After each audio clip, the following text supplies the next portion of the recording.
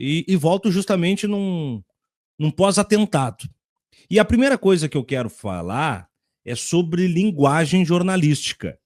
Ontem eu aproveitei, eu dei uma aula e combinei de encontrar minha esposa antes de vir para casa. Como ela estava numa audiência, ela é advogada, eu disse, não, eu te espero na frente do tribunal ali, e tinha um sebo, Pedro. E eu entrei no sebo e fiquei lá, eu gosto de frequentar e tal. Comprei um livrinho aqui, né? Um livrinho básico, né? Sobre liberdade de imprensa, né? E justamente, né? Esse senhorzinho aqui que alguma coisinha entende de liberdade, entende de imprensa, teoria. E aí eu tava dando umas folhadas e justamente ontem à noite na cobertura a respeito dos atentados, muito disso aqui suscitou o discurso que eu planejei para a abertura de hoje no nosso editorial. A primeira coisa é: a linguagem jornalística precisa ter responsabilidade, coragem e universalidade.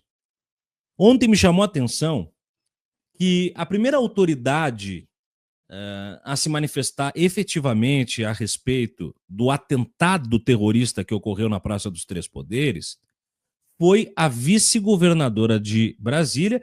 Isso porque o nosso governador de Brasília, o grande Ibanez, ele tem uma sorte, né? Eu vou dizer que é uma sorte para não fazer nenhuma ilação, mas ele sempre está fora de Brasília quando o pau tora. É impressionante como ele é a pantera cor-de-rosa, saída, né, pela direita ou pela esquerda, não lembro onde é que a pantera corria, mas ele tá sempre fora quando o pau tora. É bem interessante isso, né?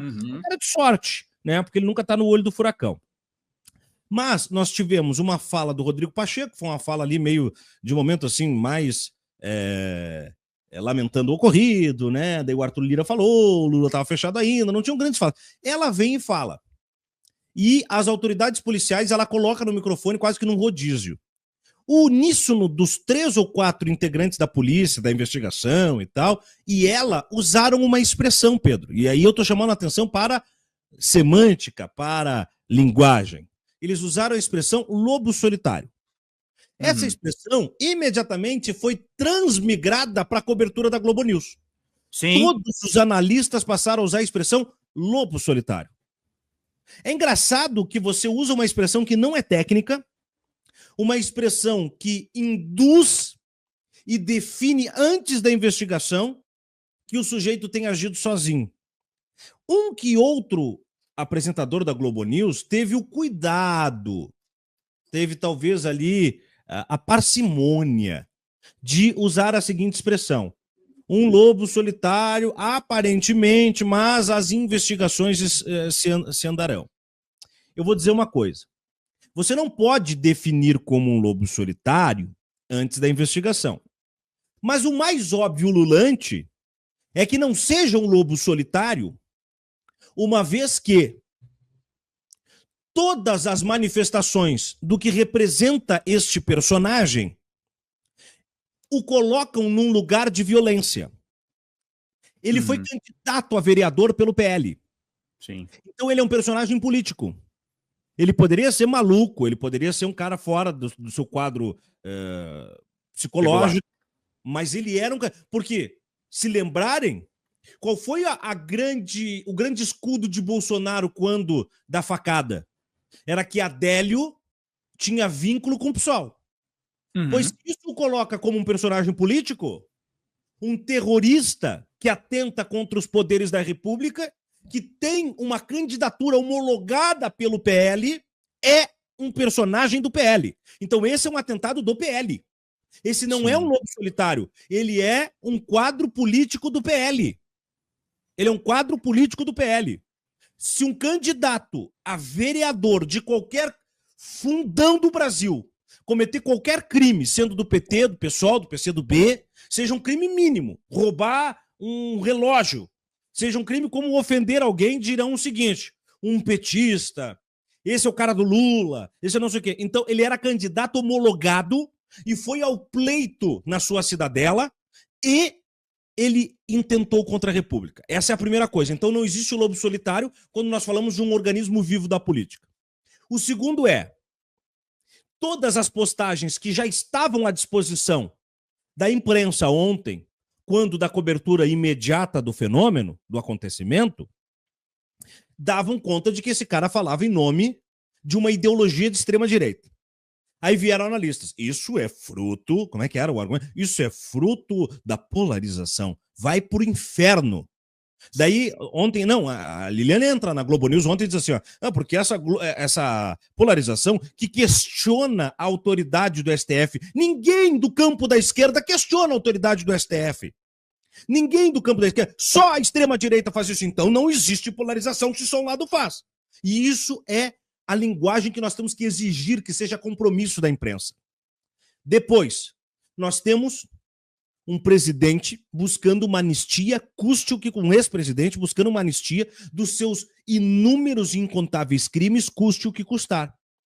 E se esse cara faz isso, encampando o discurso de ódio, e um seguidor da sua seita comete um atentado, então ele é responsável. Ele é responsável, porque isso já é uma seita. E eu vou mais longe ainda. O Bolsonaro ter se manifestado hoje pedindo paz é a grande prova que Bolsonaro é o responsável direta ou indiretamente que seja por isso.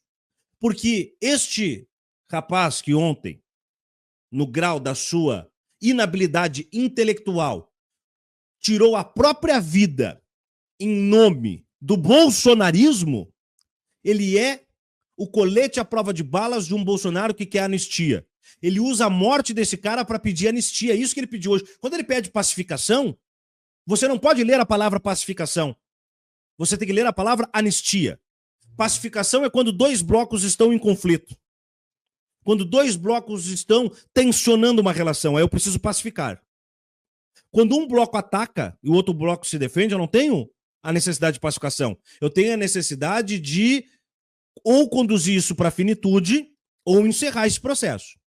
Como o Bolsonaro atacava e agora, entre aspas, está encurralado, ele precisa de todos os expedientes disponíveis a seu favor para evitar que fique inelegível e vá para a cadeia. E ele usa menos de 24 horas depois da morte desse cara. E aí eu vou para o final do editorial falando o seguinte. A outra palavra que tem que se usar é terrorismo.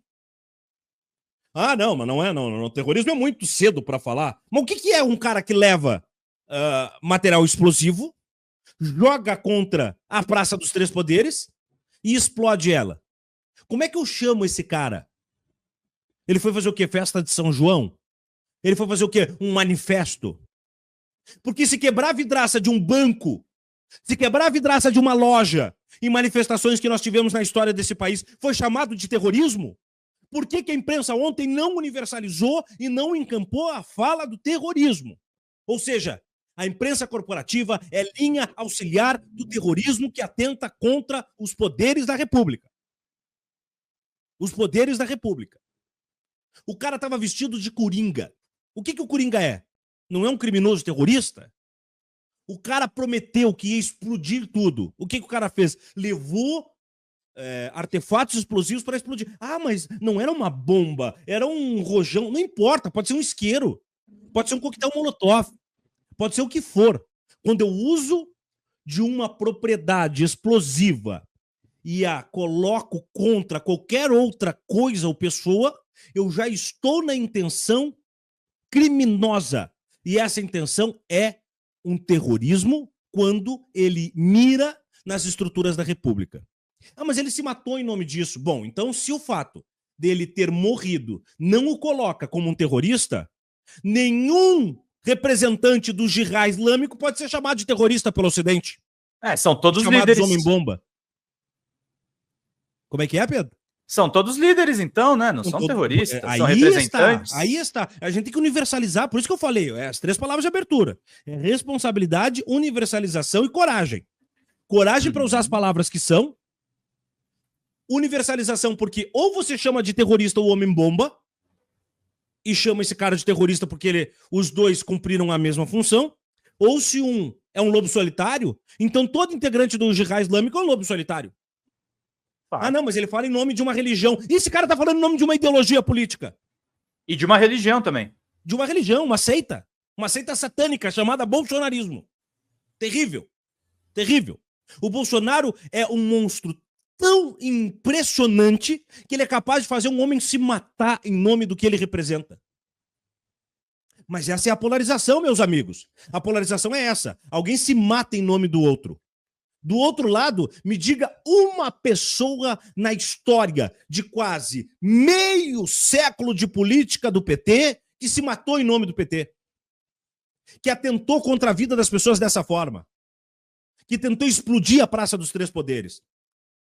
Ah, não, mas olha só, ele era um lobo solitário. Um lobo solitário que esteve no acampamento daqueles vagabundos que se encampavam em frente de quartéis. Um lobo solitário que invade os Três Poderes. Um lobo solitário que defende o 8 de janeiro. Que lobo solitário é esse, pô? Lobo solitário é o cacete. E é isso que foi usado pela imprensa ontem. Pela imprensa. E pela polícia. A vice-governadora do Ibanez, eu entendo usar essa expressão, ela quer tirar o da reta.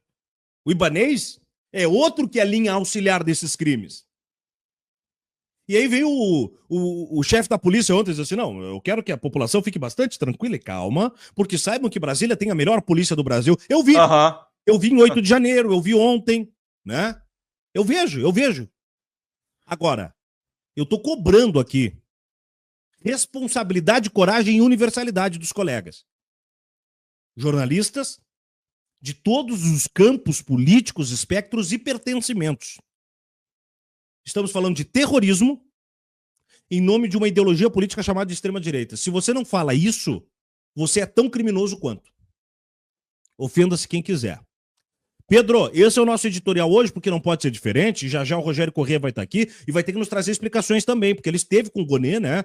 E o Gonê é outro. Se nem as bombas dos Três Poderes acordarem o Gonê, nada mais acorda. Então, quer dizer, esse outro é outro que está com sangue nas mãos já.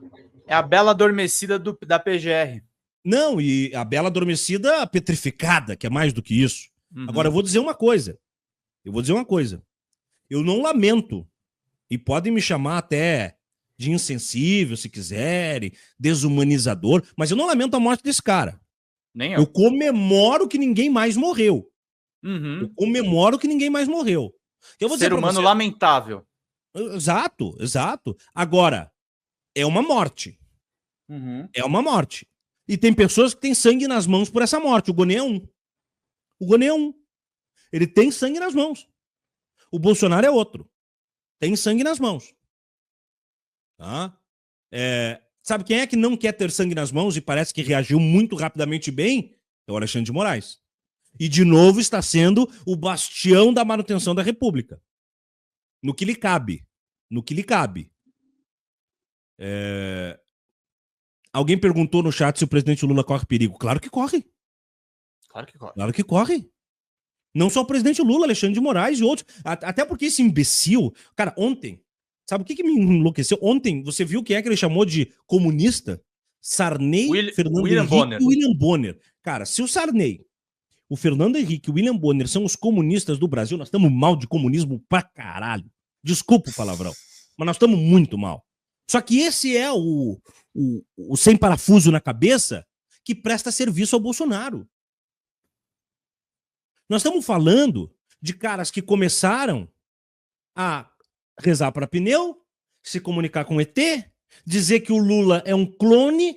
Enquanto isso é engraçadinho, a gente tira onda. Mas esses maluquinhos que saíram do esgoto invadiram as estruturas da nossa república num atentado coletivo em 8 de janeiro passado. E agora atentam com bombas. A escalada disso, Pedro, é perigosa. E eu retomo a pergunta que veio no chat. O Lula corre perigo? Não só corre, como eu digo, o dia que ele corre. Amanhã. Isso. Amanhã. Eleições de 26. Até lá, muita água vai rolar e ele corre demais. Mas o amanhã é porque este vagabundo, que morreu ontem, e eu vou procurar nem falar o nome dele, tá? Ele chama, né, por uma revolução no dia 15. Ele diz que ele atentaria no dia 13. Aliás, o idiota odiava o dia 13, né? Ele odiava o número 13 e morreu no dia 13. Vai ficar marcado pro resto da vida como o cara que morreu no dia 13. Pra ver o quanto não junta Lé com Cré. Mas olha só. Ele chama, em uma das suas postagens, para uma revolta, uma revolução para o dia 15, contra as estruturas da República. O presidente Lula tem que estar muito bem amparado para o sistema de segurança e não dá para, de forma nenhuma, vacilar. Porque, de novo, esse cara era o Coringa no sentido metafórico, mas no sentido prático. Ele é só o agente do caos. Ele é só o agente do caos. O Coringa não é perigoso por si só, ele é perigoso pelo que ele projeta de veneno na sociedade. E esse cara pode ter levantado uma turba que o tempo inteiro não terá constrangimento das ações de violência. Sim. E não só Lula, como há pouco num processo eleitoral nós vimos vários candidatos de esquerda agredidos com ameaça de morte, como foi a Natália Bonavides, o Leonel de esquerda socado a sangrar no Rio de Janeiro, entre outros. Mas agora a escalada é tão imediata que correm risco de vida de coisas maiores, como bomba, tiro, facada. Não é só agressão física ou verbal, que já é terrível. Não estou aqui, né, desmerecendo. Eu estou só dizendo que a coisa vai escalar muito rapidamente por conta deste infame que cometeu este atentado terrorista. Eu insisto nisso, na noite de ontem.